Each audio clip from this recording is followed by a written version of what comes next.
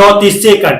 बस इतने समय में उत्तराखंड का खूबसूरत धराली गांव मलबे में तब्दील हो गया। बादल फटा, खीर गंगा नदी उफान पर आई और घर, होटल, मंदिर सब कुछ बह गया।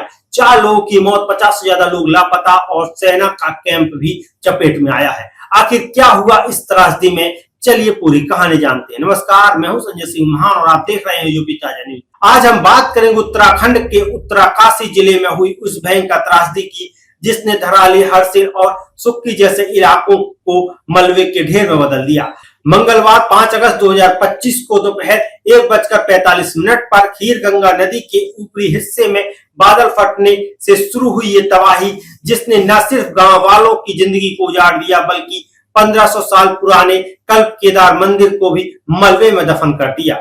धराली गांव, जो गंगोत्री धाम के रास्ते में तीर्थयात्रियों का अहम पड़ाव है, मंगलवार को प्रकृति के कहर का शिकार बन गया।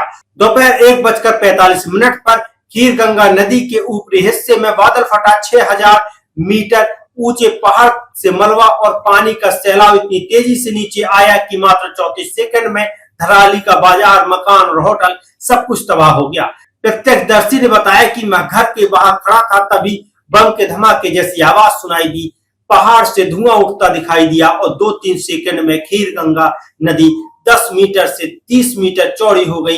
कारें, इमारतें सब कुछ सैलाब में बह गया। इस आपदा ने धराली के साथ साथ हरसिल और सुक्की टॉप में भारी तबाही मचाई है। हरसिल में सेना का कैंप भी चपेट में आया है, जहां 8 से 10 जवान लापता बताए जा रहे हैं। धराली गांव हिमालय की दरार यानी कि मेन सेंट्रल थ्रस्ट में परवसा, जो भूकंप और बादल फटने जैसी आपदाओं के लिए बेहद संवेदनशील है। भूगर्भ वैज्ञानिक प्रोफेसर एसपी सती के मुताबिक धराली टाइम बम पर बैठा है। यहाँ 1864, 2013 और 2014 में भी बादल फटने की घटना हो चुकी है। हर बार खीर गंगा नदी ने तबाही मचाई है। वैज्ञानिकों ने सरकार को धराली को दूसरी जगह शिफ्ट करने की सलाह दी थी, लेकिन ऐसा नहीं हुआ। 6 महीने पहले भी पहाड़ का एक हिस्सा टूटकर खीर गंगा में अटक गया था, जो इस सैलाब के साथ नीचे आ गया। इस त्रासदी ने न सिर्फ लोगों के घर उजाड़े बल्कि धराली की सांस्कृतिक धरोहर को भी नष्ट कर दिया। 1500 साल पुराना कल्प केदार महादेव मंदिर, जो पंच केदार परंपरा का हिस्सा था, मलबे में दफन हो गया। यह मंदिर स्थानीय लोगों की आस्था का केंद्र था। 50 से ज्यादा लोग लापता हो गए, जिनमें पर्यटक और स्थानीय लोग शामिल हैं। 4 लोगों की मौत की पुष्टि हो चुकी है, लेकिन प्रशासन का कहना कि संख्या बढ़ सकती है। प्रत्यक्षदर्शियों ने बताया कि लोग चीखते चिल्लाते भाग रहे थे, लेकिन सैलाब की रफ्तार इतनी तेज थी कि कोई बच नहीं सका। आपदा की सूचना मिलते ही एसडीआरएफ, एनडीआरएफ, आईटीबीपी और भारतीय सेना की टीमें तुरंत हरकत में आई। अब तक 130 से ज्यादा लोगों को सुरक्षित निकाला जा चुका है। हरसिल में सेना की 14वीं राजपूताना यूनिट ने 10 मिनट के भीतर धराली में पहुंचकर बचाव कार्य शुरू किया। प्रधानमंत्री नरेंद्र मोदी और गृह मंत्री अमित शाह ने उत्तराखंड के सीएम पुष्कर सिंह धामी से बात कर स्थिति का जायजा लिया।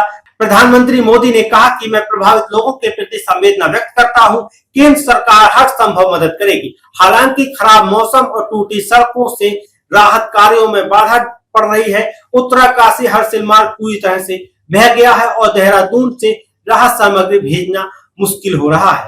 प्रत्यक्षदर्शी अशोक ने कहा, 10 मीटर चौड़ी नदी 30 मीटर हो गई।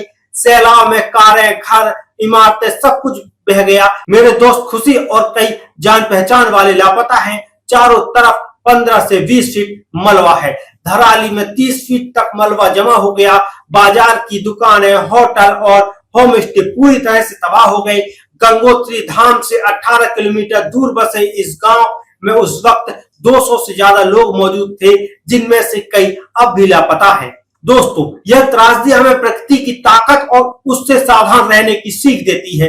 मौसम विभाग ने 10 अगस्त को उत्तराखंड के पहाड़ी इलाकों में भारी बारिश की चेतावनी दी है। प्रशासन ने लोगों से नदियों और नालों से दूर रहने की अपील की है। आपातकाल स्थिति में हेल्पलाइन नंबर 112 से संपर्क करें। अगर आप भी धराली या आसपास के इलाकों में रहते हैं तो सुरक्षित जगहों पर जाएं और अफवाहों से बचें। हमारी संवेदनाएं प्रभावित परिवारों के साथ हैं। आप भी इस मुश्किल घड़ी में मदद के लिए आगे आएं। धराली की यह त्रासदी हमें याद दिलाती है कि प्रकृति के सामने हम कितने नन्हे हैं।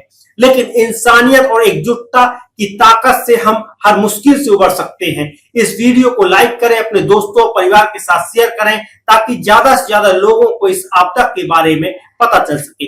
कमेंट में बताएं आप इस त्रासदी के बारे में क्या सोचते हैं और हमारे चैनल को सब्सक्राइब करना ना भूलें। अगर आप ये फेसबुक पेज पर देख रहे हैं तो वहां हमें फॉलो करें। मैं संजय सिंह मान फिर मिलूंगा आपसे एक और नई खबर के साथ।